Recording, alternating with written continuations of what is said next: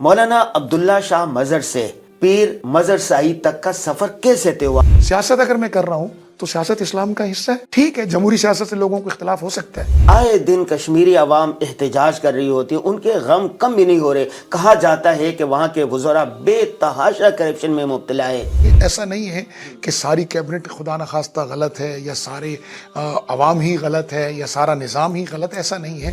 میں نے ہمیشہ کوشش کی ہے کہ حکومت اور عوام کے درمیان اس وزارت اطلاعات کے منصب کو پل کا کردار ادا کروں. یہ بتائیں, مقبوضہ کشمیر کا جو مسئلہ یہ کبھی حل ہوگا یا اسی طرح رہے گا؟ اہل کشمیر کو یہ حق اقوام متحدہ کا چارٹر دیتا ہے کہ وہ اپنی آزادی کے لیے نہ صرف سیاسی سفارتی بلکہ وہ عسکری جد و جہد بھی کر سکتے ہیں. تو میرا درسقرآن.com سے اور شفیق اجمل صاحب سے تقریباً یوں سمجھیں کہ 27 سالہ ایک تعلق ہے. 1997-98 کا ہمارا ایک تعلق ہے اور پھر 2000 کے بعد یہ بہت مضبوط ہوتا چلا گیا اور الحمدللہ آج تک یہ تعلق برقرار ہے. ڈاکٹر عافیہ صدیقی 20-25 سال سے امریکہ کی قید میں ہے, کیسے رہا ہوگی؟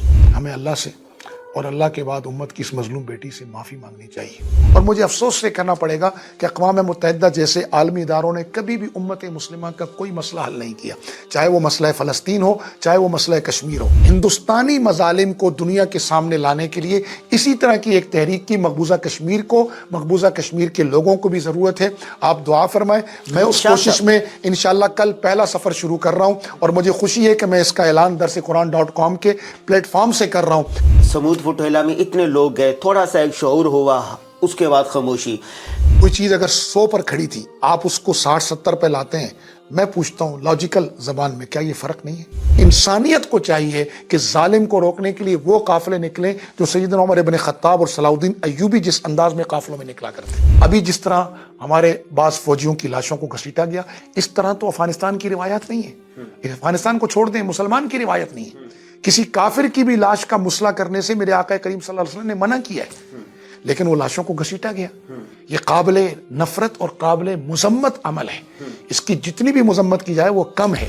یہ 5 مل جائیں, صرف 5, پوری امت مسلمہ ان کے نیچے ہوگی اور پھر یہ 5 کا یہ مکہ جس ظالم کے سر پہ لگے گا اس کا خناس باہر نکال دے گا, اور جس مظلوم پر یہ 5 کی ہتھیلی آئے گی 57 پیچھے کھڑے ہوں گے, اور ان سارے پرچموں کے نیچے مقبوضہ کشمیر کا مسئلہ بھی حل ہوگا, مقبوضہ فلسطین کا مسئلہ بھی حل ہوگا.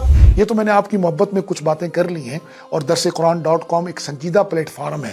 اس سنجیدگی کی وجہ سے میں نے کچھ گزارشات درد دل کے طور پہ عرض کی ہیں, نہ کہ مخالفت کے طور پر. سوشل میڈیا پر سب سے قدیم اور سب سے ریلائبل برانڈ درسقرآن.com